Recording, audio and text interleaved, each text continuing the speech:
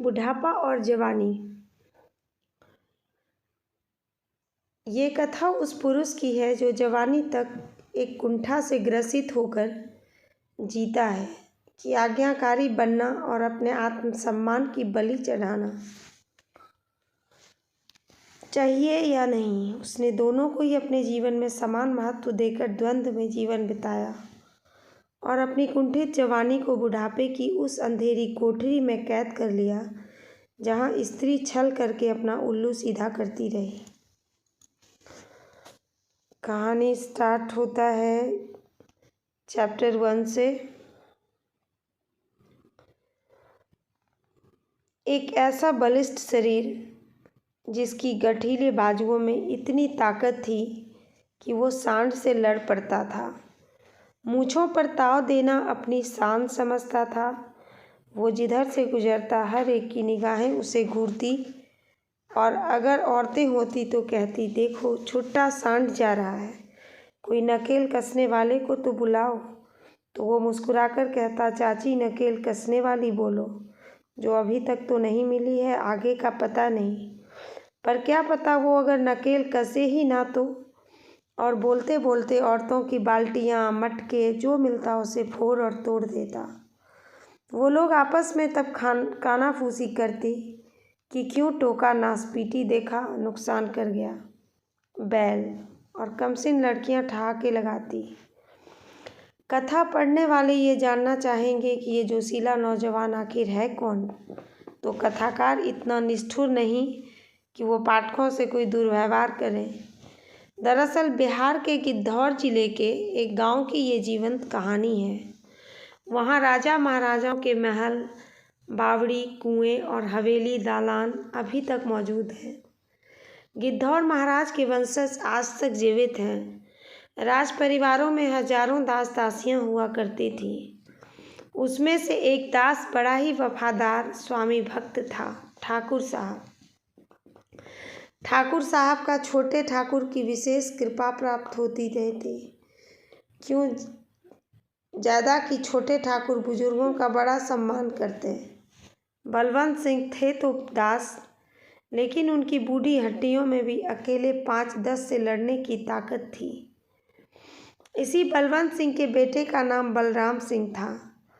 पिता स्वयं दास बनकर महलों में चाकरी करते, लेकिन अपने बेटे को कभी नौकर बनने नहीं दिया।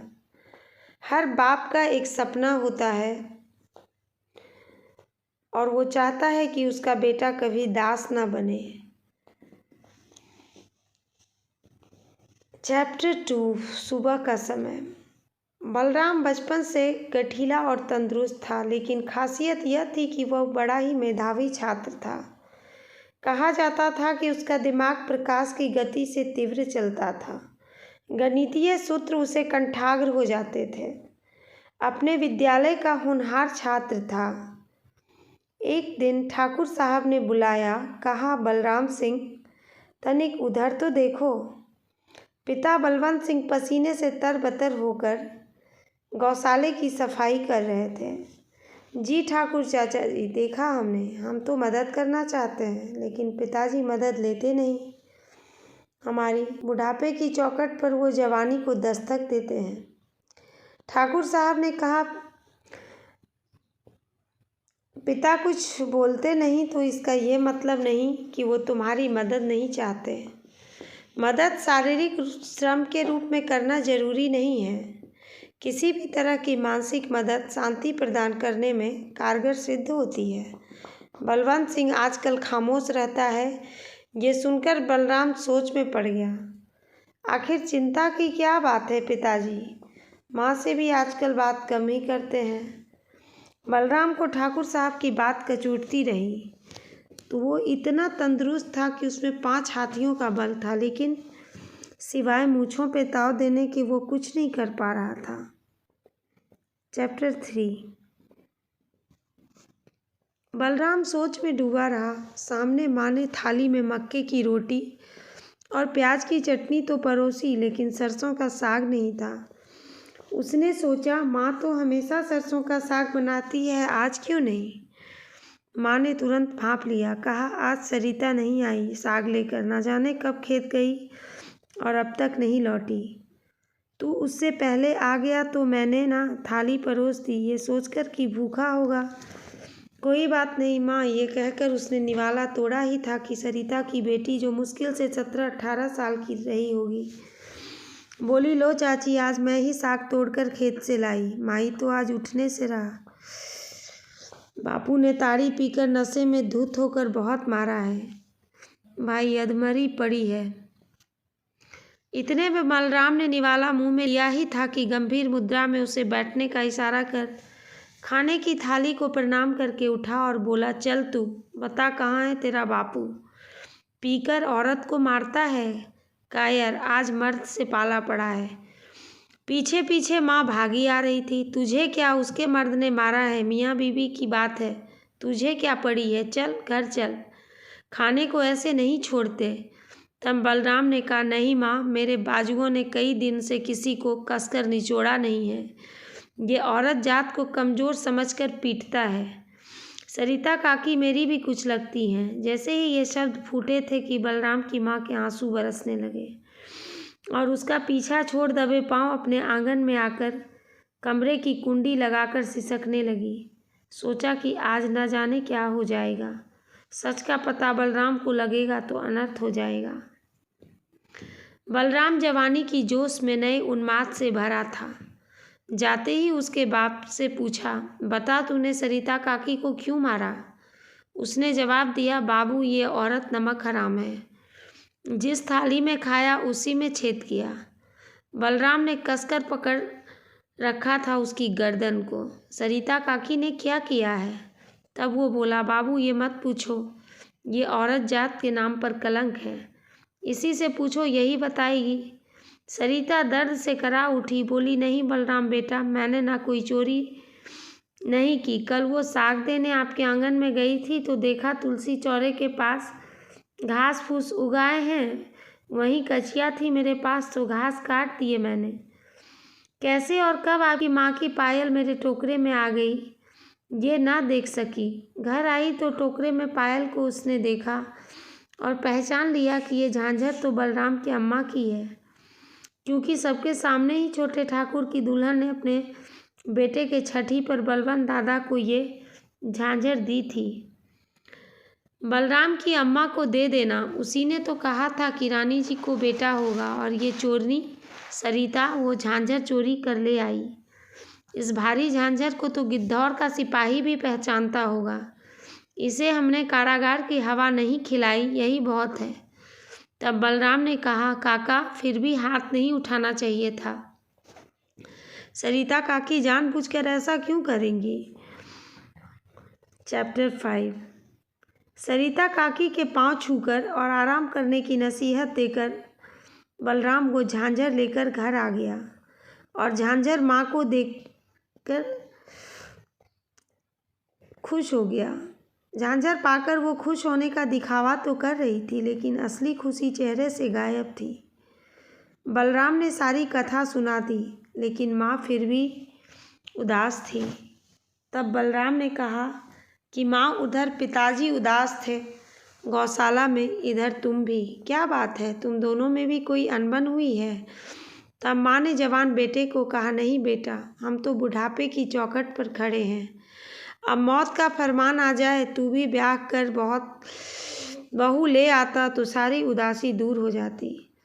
लेकिन बलराम की छठी इंद्री ने जान लिया था कि ये और कोई बात छुपा रही है। आखिर सरिता काकी को वो झांझर तुलसी चौरे के पास कैसे मिली? क्योंकि अम्मा तो झांझर अपने बक्से में रखती थी। ये सवाल उसे भीतर ही भीतर कचोटने लगी। आखिर क्या बात थी जो उसके पल्ले नहीं पड़ रही थी? कहीं माँ की ये झांझर पिताजी ने तो सरिता काकी को नहीं दे डाले? मेरा बाप बुढ़ापे की आड़ में जवान की दहलीज पर खड़े होकर किस कामना की पूर्ति की चाहत में ये भूल बैठा है कि उसका एक जवान बेटा भी है। कहानी का अगला हिस्सा आगे बढ़ाने से पहले कथाकार ने पिता और पुत्र की मर्यादा का ख्याल रखा है, क्योंकि बलराम बलवंत को लेकर कोई अनर्गल सोच भी बर्दाश्त नहीं कर सकता। उसके पिता चरित्रवान हैं, वो ऐसे सोच भी कैसे सकता है? और वो अखाड़े में पहलवानों के संग जोर आजमाइश करने चल निकला। कुछ दिनों बाद ठाकुर साहब ने दंगल करवाने की सोची। दूर दूर के पहलवानों को न्योता जाने लगा। उधर बलवंत सिंह काफ़ी उत्साहित थे कि बलराम को मौका मिल रहा है पूरे राज्य में एक बार फिर चमकने का। बलवंत सिंह पुराने खिलाड़ी थे। कुश्ती के सारे दांव पेच बताने लगे। काफ़ी मशक्क़त होने लगी। बाप बेटे की एक बुढ़ापा की छाँव में और एक जवानी की मस्त ठंडी छाँव में दोनों जुगत पिड़ा रहे थे कि दंगल किस पहलवान के साथ हो, क्योंकि बलवंत सिंह चाहता था कि हार हो या जीत हो, जीत भी तभी सस्ती है जब उम्दा खिलाड़ी साथ में लड़ रहा हो। चैप्टर 6। 4 दिन बीतने के बाद बलराम की शुद्ध गाय की घी से मालिश होने लगी। तब बलवंत ने कहा, देखो बलराम की माँ, जीत तो बलराम की ही होगी, आखिर बेटा किसका है। इतने में सरिता कुछ सब्जियों के साथ हाजिर हुई। लंबा सा घूंघट तान कर बोली, आज साग नहीं ला पाई, कुछ फलियां थी मटर के ले आई। उस पर माँ ने तंज कसा, ये घूंघट किसके लिए सरिता। सरिता अवाक हो उठी और बलराम की नज़र सरिता के असमंजस वाले आव भाव को निहार रहा था। और तभी माँ ने टोकते हुए कहा, बलराम कहाँ ध्यान है तुम्हारा। चंद दिनों बाद दंगल है और नामचीन पहलवान और विशिष्ट अतिथि हमारे राज्य में आ रहे हैं, जो ठाकुर साहब के कहने पर तुम्हारे पुरुषार्थ को, तुम्हारे तेज, शौर्य और बल का आकलन करने आ रहे हैं। ठाकुर साहब की प्रतिष्ठा दांव पर लगी है और तुम अपना अखाड़ा छोड़कर इधर उधर की बातों में लगा रहे हो। तुम बलवंत सिंह के योग्य बेटे हो। हमारे साथ के सामने अच्छे नहीं टिक पाते तो साधारण मामूली से पहलवान की ओजस्वता कहाँ टिक पाएगी। यह ज़िंदगी तुम्हें इसीलिए मिली है कि तुम अपने राज्य, अपने देश का नाम रोशन कर सको और इन सबसे ऊपर अपने पिता के सपने को पूरा करो। बेटे, तुम्हारे पिता ने तुम्हारे सपनों को पूरा करने के लिए राजा साहब के यहाँ चाकरी शुरू की। मेहनत मजदूरी और यह अपनी छोटी सी ज़मीन और घर हमारे जीने के लिए काफ़ी था, लेकिन तुम्हारे लिए इनको दासत्व तो स्वीकार करना पड़ा। ये शरीर यूं ही नहीं बना बेटे। जिस अखाड़े में तुम कसरत करते हो वह राजसी अखाड़ा है। वहाँ वह तमाम सुविधाएं हैं जो एक अखाड़े में होना चाहिए। जो अलग से अखाड़े हैं उनका मूल्य चुकाना हमारे बस का नहीं था। इतनी सुख सुविधा, मान सम्मान सब तुम्हें अखाड़े से ही मिला है। उसकी लाज तुम्हारे हाथों में है बेटे। ऐसी भी पीढ़ियों से अखाड़े ने कभी हार का मुख नहीं देखा। तुम कुछ ऐसा करो, अपने मेहनत के कार्मिक प्रतिशत को बढ़ाओ और भाग्य को भी अपनी ओर चुंबक की तरह खींच लो। निश्चित ही तुम्हारी ही जीत होगी और ठाकुर साहब की प्रतिष्ठा की विजय होगी। उन्होंने वचन दिया है और उनके वचन का मान किसी भी कीमत पर तुम्हें चुकानी है। यह मिट्टी वर्षों से जीत का स्वाद नहीं चखा है। किसकी कसम खाओ और मैदान में उतर जाओ। परिणाम जो भी हो उसकी चिंता मत करो। वह सारी परेशानी मुझे दे दो। मैं माँ हूँ, दुआ करूँगी तो वह ज़रूर फलित होगा।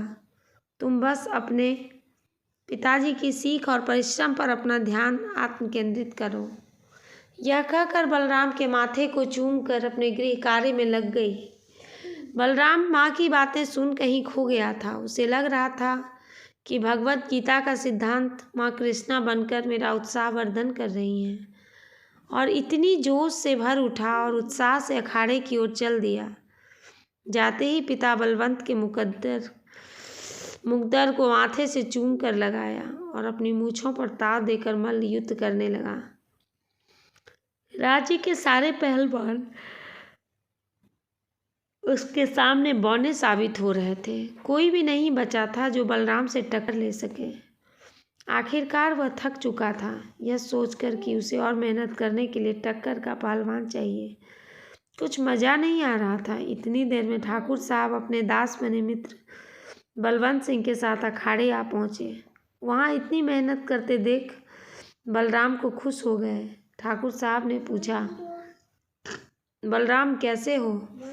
मेहनत कैसी चल रही है? उम्मीद करूं कि तुम जीत जाओगे, क्योंकि पंजाब से लखविंदर भी आ रहा है। जिसमें हाथियों का सा बल है। बलवंत सिंह ने कहा, आप चिंता न करें, मैं इसे योजनाएं बनाकर समझाकर मैदान में कुश्ती के गुर सिखा दूंगा, आप चिंता ना करें। तो ठाकुर साहब ने कहा, तब अभी शुरू करो, मैं भी देखता हूँ पट्टे में कितने मेहनत की है। अखाड़े में बलवंत सिंह उतर आए, ताल ठोकी और बेटे से कहा, मुझे तुम अपना विरोधी समझो और शत्रु बनकर टूट पड़ो। अखाड़े में कोई बंधु और बांधव नहीं होता। शांत चित्त होकर अपने सारे बल को हथेली का केंद्र बनाकर पंजे से पूरा हाथ खोलकर उसकी छाती पर दाएं या बाएं वार करना और ये सोचना कि वो कोई जंगली जानवर है और तभी सारी ताकत झोंक देना। अगर वो नहीं गिरा तो। चैप्टर 7। अब आगे की स्टोरी नेक्स्ट वीडियो में